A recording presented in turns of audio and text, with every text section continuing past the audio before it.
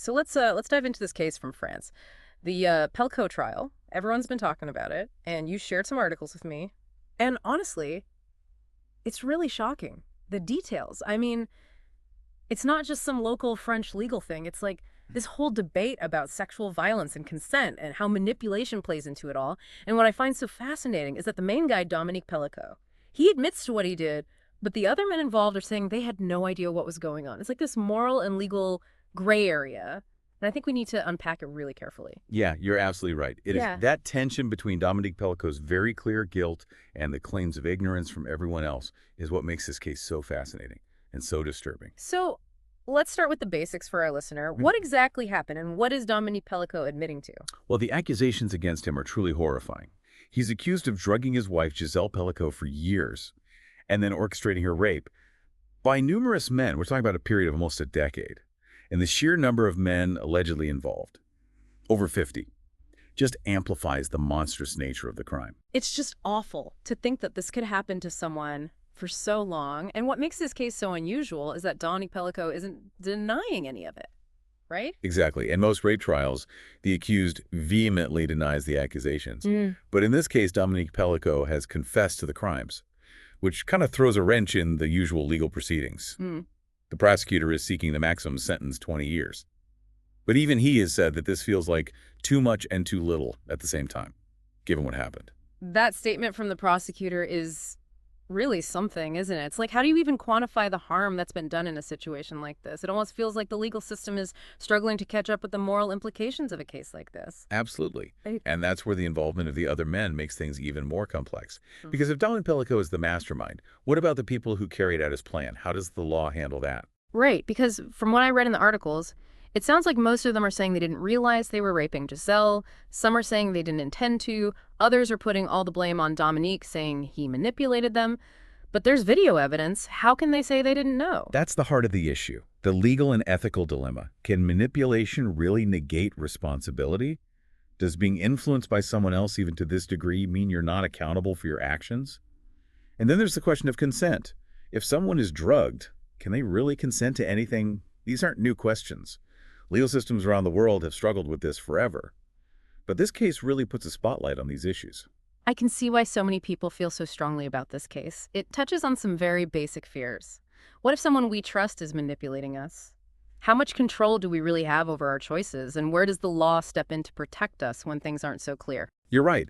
It forces us to confront some really uncomfortable possibilities. And it challenges us to consider, what responsibility do each of us have to question situations that seem off, even if someone we think is in charge is telling us that it's okay? It's like we instinctively want to believe that people are inherently good, that they wouldn't intentionally harm another person, but then a case like this comes along, and it just shatters that. And I think that shattering, that loss of innocence, is what is fueling so much of the outrage around the world. People are seeing this trial unfold, and they're realizing that maybe the world is a bit darker and more complicated than we'd all like to think. Which brings us to those 50 other men. If they're claiming they were manipulated, where do we even begin to draw the line legally? How much influence can one person have over others before it absolves them of their actions? That's where things get complicated. Legally proving intent is key, but in this scenario where there's potential drugging involved, how could you determine if those men knew what they were doing or if they were really deceived? This is where the legal precedents around consent under the influence and the legal understanding of coercion become really important. Okay, so let's unpack those legal aspects for our listener, because it sounds like this case could actually change the way the law looks at consent and manipulation. Exactly. There's a lot at stake here. The Pelicot case could set a new standard for how we view culpability in situations involving manipulation, especially when it comes to sexual assault cases. Right now, the legal system often has a tough time with these cases when consent is kind of muddied by manipulation. It's not as clear-cut as physical force or threats, you know?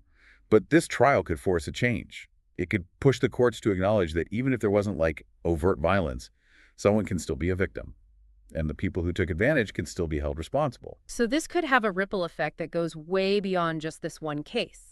It's not just about Gisele and Dominique anymore. It's about how these crimes are defined going forward. Exactly. It's like drawing a line in the sand. Sure. If the court decides that the manipulation by someone like Dominique Pelicot was so strong that it essentially took away the ability of the other men to freely consent, It could really change the legal landscape. It Yeah. could impact future cases, not just in France, but potentially around the world. That's really interesting. It could set a precedent that makes it much harder for people to use manipulation as a defense, right? To say, oh, but they were the ones in control. I didn't really mean to do it. Exactly. It would force everyone to look more closely at situations that seem a little off, Huh. to ask themselves, is something not right here? Am I Yeah. being pressured or misled? It puts the responsibility on each person to be more aware, more careful, even when someone they trust is saying everything's fine. Which brings us to a big question. What kind of message does this send to survivors of sexual assault, especially those who've been through this kind of manipulation and coercion? For so long, society has had such a narrow view of what real assault looks like. And it's often left people who've experienced this kind of manipulation feeling like what happened to them wasn't valid. It's heartbreaking because those who have been manipulated often blame themselves. They think I should have seen this coming, or Yeah. why didn't I fight back harder? But that's what's so insidious about coercion. It makes you doubt your own perception of reality. So this case, in a way, is validating those experiences. It's saying, yes, what happened to you was wrong, even if it doesn't fit the classic definition of assault. That validation can be incredibly powerful. It's knowing that the legal system is starting to recognize how complex these situations can be. That can give survivors the courage to come forward and seek justice. It also sends a message to future perpetrators. You can't just hide behind manipulation anymore. The courts are catching up. Okay, so we've talked about Dominique Pelicot's role, the legal ramifications, the impact on survivors. But what about the psychology of all this? You mentioned earlier that the defense is using this idea of manipulation and influence. How does it actually work on people? Can someone really be made to do something that they wouldn't normally do? That's a question that gets to the core of human behavior. Uh, And unfortunately, the answer is yes. It is possible to influence people to the point where they do things they would normally consider reprehensible. so what was going on in the minds of these men who participated? Were they all just bad people, or was there something else going on? Well, it's important to remember that we can't make generalizations about an entire group of people. Everyone involved is an individual with their own unique background, personality, and motivations. But there are some common psychological principles that might help us understand how someone could get drawn into this type of situation. One factor is the power of social influence. We humans are social creatures. We're wired to conform to group norms, and we're also wired to obey authority figures. It's kind of ingrained in us from an evolutionary perspective, because following the leader often meant survival. In this case, Dominique Pelicot created a situation where he was the unquestioned authority figure. He set the rules and basically dictated how the people around him behaved. So even if some of those men felt uncomfortable with what was going on, they might have just pushed those feelings down because they didn't want to cause trouble or disobey the leader. Exactly. And then there's this thing called cognitive dissonance, which is that uncomfortable feeling we get when our actions and our beliefs don't line up. So to make that feeling go away, we often try to rationalize our behavior, even if it means we have to kind of twist the truth in our own minds. So in this case, these men might be telling themselves, well, everyone else is doing it, or she didn't seem to be resisting, even if those justifications are pretty weak. Exactly. Yeah. They might convince themselves that they're not really responsible, that they were just following orders, or the victim somehow consented. It's a way of protecting their own self-image, of avoiding the guilt and shame of admitting that they were involved in something horrific. That's a disturbing thought, that someone could participate in something so awful and then convince themselves that it wasn't really their fault. It speaks to the power of the human mind to deceive itself. And it also raises a question, if these psychological mechanisms are so powerful, how can we protect ourselves from being manipulated? That's the million-dollar question. I think a big part of it is developing critical thinking skills, learning to question authority, to really evaluate information, to trust our gut when something feels wrong. It's like building up your mental defenses against manipulation, learning to recognize the warning signs, the red flags, the subtle ways that someone might try to influence you. Exactly. Yeah. And it's not just about protecting ourselves. It's also about building a society where manipulation and coercion are less likely to happen. That means dealing with the social and cultural factors that make people vulnerable to this kind of abuse. So it's not just about individual responsibility, it's about creating a culture of respect and consent. Absolutely. Yeah. And that requires a multi-pronged approach. Education, open communication, challenging harmful stereotypes, holding perpetrators accountable. Speaking of culture, I keep thinking about the fact that this is all happening in France. The articles you sent me were all from French news sources. And there's been a lot of discussion about the cultural context of this whole thing. I'm wondering if there's something unique about French society or maybe European culture more broadly that Mm. might have contributed to this situation? That's a great point. Culture plays a huge role in shaping how we think about sexuality, gender roles, power dynamics, and all of that can absolutely influence how situations like this play out. So, what are some of the cultural factors we should be considering here? Well, one thing is how French society views masculinity. Is there a cultural emphasis on male dominance, on men being the aggressors, and women being more passive? These traditional gender roles can create an imbalance of power that can make manipulation and coercion more likely to occur. And I'm also thinking about how different cultures view infidelity. In some cultures, infidelity is seen as a serious betrayal, while in others it's more accepted or even expected. Could Uh, that have played a role in how Dominique Pelicot justified what he did? It's definitely possible. If there's a cultural acceptance of infidelity, it might have been easier for him to rationalize his behavior to convince himself that he wasn't really doing anything wrong. It's like those cultural norms create a blind spot, an area where harmful behavior can thrive because it's not being challenged. Exactly. Yeah. And it's not about pointing fingers or blaming any one culture. It's about recognizing that these cultural factors can create an environment where abuse is more likely to happen. We need to have open and honest discussions about these things, Mhm. to challenge those harmful norms and beliefs, and to build a culture where respect and consent are at the forefront. It sounds like we're talking about a real shift in consciousness, a collective awakening to the realities of sexual violence and all the ways that it can happen. It's about recognizing that this isn't just a problem over there in some other culture. It's something that exists everywhere, even right here at home. You're absolutely right. Yeah. This case has started a conversation around the world.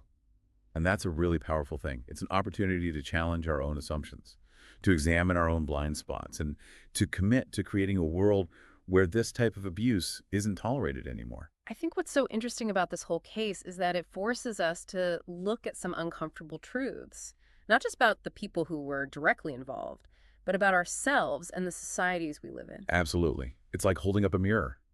It reflects our own biases, our own complicity, our own unexamined beliefs about power control and consent. And that can be a painful process. But it's also a necessary one if we want to build a world that's more just and more equitable. Okay, so we've covered a lot. We've talked about the legal implications, the psychology, the cultural context, the impact on survivors. But as we wrap up this deep dive, I want to bring it back to something you said earlier about the importance of individual responsibility. What can our listener and all of us really do to create this culture of consent and respect? It's easy to feel overwhelmed by how big this problem is. Like our individual actions won't really make a difference. You're right. It can definitely feel overwhelming. But the truth is, change happens one person at a time, one conversation, one choice, one action. And those little things can create a ripple effect, a wave of change that can transform our communities and our world. So let's talk specifics. What are some things our listener can do in their own life to actually make a difference? Well, one of the most powerful things is to educate ourselves. Read books, watch documentaries, listen to podcasts like this one. Anything that helps us understand these issues better, the nuances of consent, coercion, sexual violence. The more we know, the better prepared we'll be to spot those red flags, to challenge harmful behavior, to support survivors. Knowledge is power, as they say. But it's not enough to just have that knowledge. We have to put it into practice. Absolutely. That means having those tough conversations with our friends and family, even when they're uncomfortable. It means calling out sexist jokes or comments, even when it's easier to just stay quiet. It means setting boundaries in our own relationships and respecting the boundaries that other people set. It's about being an active bystander, not just someone who watches things happen. It's about speaking up, even when you're not sure what to say. Exactly. And it's about being a role model, showing other people how it's done. Because our actions speak louder than words. And when we choose respect, consent equality, we create a ripple effect that can inspire others to do the same. I love that idea, that we can create a ripple effect. It reminds us that we're all connected and that our choices can influence the people around us, and that can lead to real lasting change. It can. And it all starts with that individual commitment, that willingness to say, I'm going to do my part, no matter how small it might seem. Because when enough people make that decision, those small actions can add up to something truly transformative. It feels like things are shifting. Yeah. Both with this case and with the whole conversation about sexual violence. The Pelicot trial has brought all these deep-seated issues to the surface, the power dynamics, the cultural blind spots, the way we've been taught to think about consent. But how do we turn all of this awareness into actual change? It's a tough question. And there's no easy answer. But one thing that keeps coming up for me is the power of language. The words we use, they shape how we think and how we act. So maybe a good place to start is to really look at the language we use around consent, sex, and relationships. We mean, like, are there terms that are outdated or maybe unintentionally reinforce harmful ideas? Exactly. For instance, we often talk about sex as something one person does to another, which kind of implies this power imbalance right from the start. What if instead we talked about it as something people do together? Or we often use phrases like, she gave in, or he was persistent, which can actually downplay coercion and pressure. It's true. It's like we're normalizing those behaviors without even realizing it. If the language is already slanted in a certain way, it makes sense that it's so difficult to have honest conversations about consent. Right. And then there's all the language around masculinity. Phrases like boys will be boys or man up. They send a message that aggression and dominance are normal, even good qualities for men to have. Which can lead to this culture where men feel like they have to live up to those stereotypes, even if it goes against their personal values. Exactly. So changing the language we use, it's just one piece of the puzzle. But it's a big one, because language really does shape our thoughts, our beliefs, and ultimately our actions. It's almost like reprogramming our cultural software, updating the code to make a more fair and respectful society. I like that analogy. And just like with software, it takes time and effort to make those updates, but it's worth it. Because ultimately, you end up with a system that's better for everyone. Okay. So changing our language is one step. What else can we do on a practical level to really encourage a culture of consent and respect? I think we can all start by being more aware of the power dynamics in our own relationships. Whether it's with our romantic partners, friends, coworkers, family members, we all have different levels of power and influence. And those power dynamics can be so subtle sometimes you don't even realize they're there. Exactly. Which is why it's important to pay attention to them and to make sure that we're not using our power in ways that are harmful or disrespectful. Like, what are some examples of how power can be misused in relationships? It could be something small. Yeah. Like interrupting someone all the time or dismissing their opinions. Or it could be using your position of authority to pressure someone into doing something they don't want to do. Or using money to control someone's behavior. So it's not always about physical force or obvious aggression. It can be much more subtle than that. Exactly. And those subtle forms of power and control, they can be just as damaging over time. So how do we make sure we're not abusing our power in those little ways? I think it starts with listening. Right. Really listening to the people in our lives and making an effort to see things from their perspective. It's about asking yourself, am I creating a space where this person feels safe to express their needs and boundaries? It's about making sure that everyone feels like they're treated with dignity and respect, no matter what their role is in a relationship or in society. Absolutely. And it takes humility to admit our own biases and blind spots, and to be open to learning new things. It's about realizing that we all play a part in creating a culture of consent and respect, and that it's not a finish line, it's an ongoing process. You got it. It's a journey, not a destination, and it's one we have to take together. None of us can do this alone. This deep dive into the Pelicot case has been tough, but also really eye-opening. It's forced us to look at some hard truths about ourselves and our societies, but I think it's also given us hope that real change is possible. I agree. And I think that hope comes from the fact that people are talking, they're questioning things, they're demanding more. The Pelicot trial, for all the darkness surrounding it, has really ignited a spark, a global discussion about consent, power, and respect. And I think that conversation has the power to change our world. As we finish up today, I want to leave our listeners with this. You are not alone. If you've experienced sexual violence or if you're struggling with these issues, there is help out there. Don't be afraid to speak up, to share your story, to find support. And remember, change starts with each of us, even small actions, like changing how we talk about things or being more aware of power dynamics in our relationships can make a real difference. Well said. Together we can build a world where consent isn't just an idea, but a reality for everyone.